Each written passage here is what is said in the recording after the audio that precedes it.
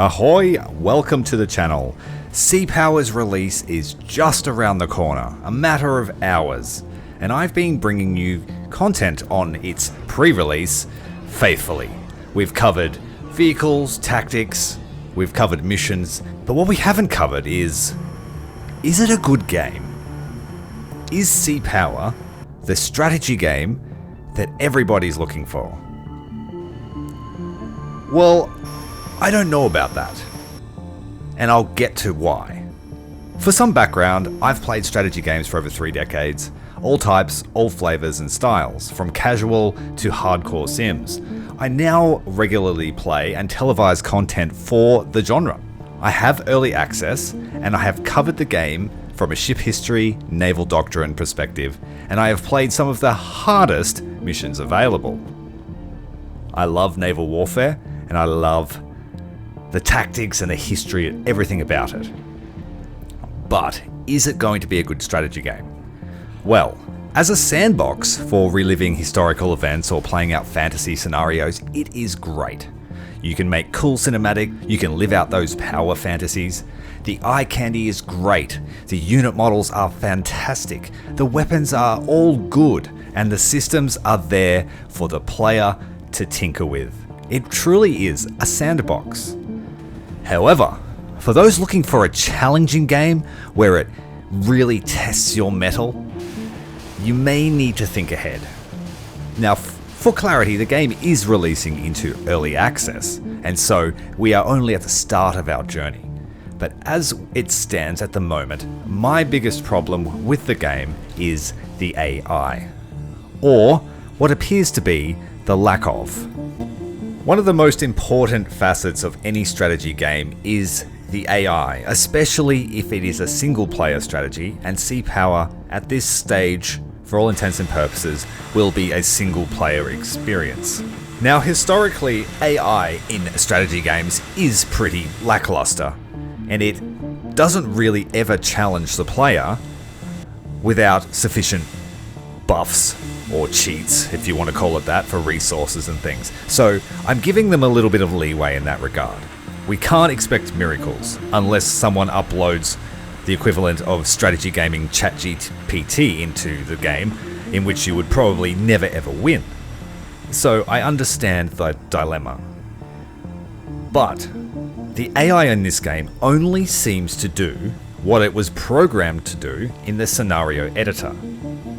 For instance, the creator sets the radar state, the mission type, the sonar state, the deployment of any towed devices on the individual ships or formations that the creator puts into his scenario. Then, the formation, as well as any course changes they may want to plot, they basically set the route for the units that are placed into the game. The creator can set spawn chance and area so that there's a chance that certain ships won't even show up. So they can play around with their own scenarios and still play them without knowing exactly what's going to happen. They can teleport units from other parts of the map to simulate ambushes using scripts, and the creator can set the fire mode on the formations that he places between free, tight, and hold fire, and the ships act accordingly. For example, if they're on free fire, they will engage you on their first identification with weapons in range. When they're on tight, they will hold fire until you attack or are perceived to be a deadly threat. For example, a torpedo boat sitting 4 nautical miles off the bow. For all intents and purposes, it's just standard RTS tricks and not real strategy. Individual ships in formations will react to the destruction of other ships by slowing down or going evasive or stopping dead. But to me, it appears that they are trying to reshuffle themselves in the formation rather than actually try to react to the stimuli. They don't break or fulfill any roles assigned in the editor or in the formation. I'm never feeling like they're hunting me.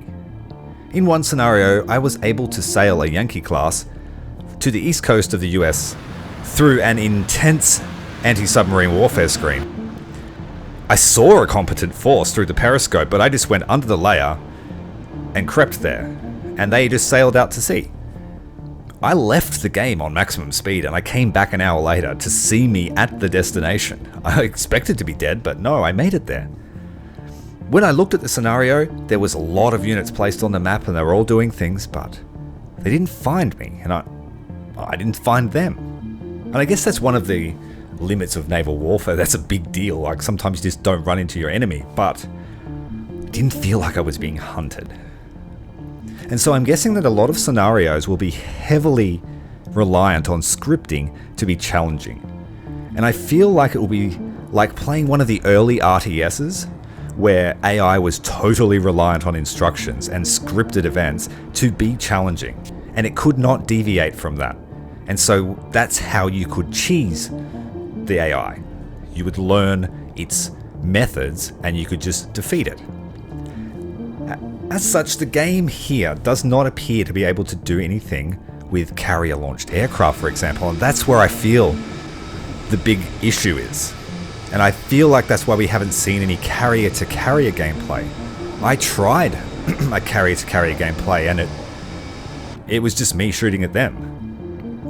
The AI can launch choppers and they send them out. I think they drop sonar buoys, but I'm not sure. And they don't appear to do anything else. Unless you are detected by them, then they will attack you if they can. Like if you're a sub, they'll drop a torpedo on you. I haven't seen any carriers that actually launch aircraft, but I did see that one of Stealth's videos, he had to engage unarmed and static yaks that had launched off the Kyiv. I don't think it's there.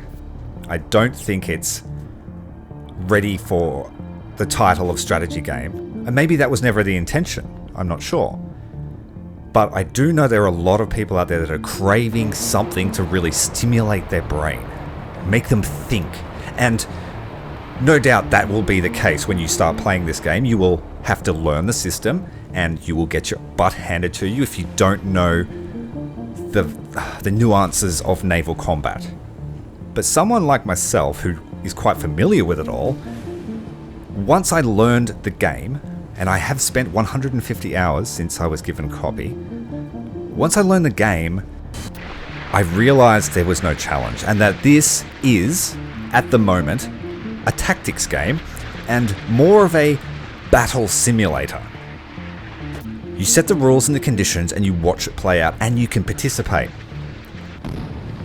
And like I said, it's hard because I don't want to disparage the game. I love it and I want to be part of the future, but I do know that a lot of people have money on the line or money that they can't afford to part with.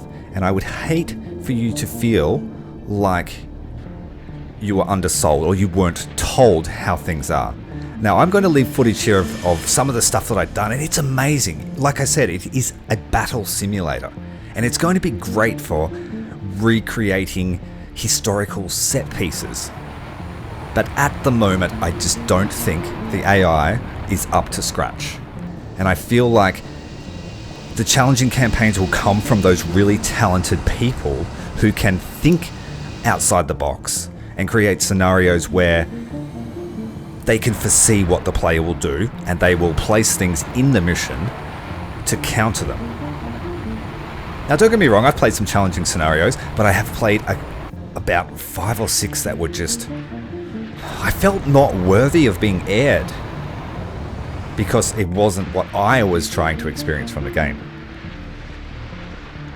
Let me know what you think down below. Let me know if you agree or disagree based on what you've seen. And if you have any questions, let me know and I will answer them before you part with your hard-earned money. Now, these are all my words. I wrote them. I'm not paid by anyone.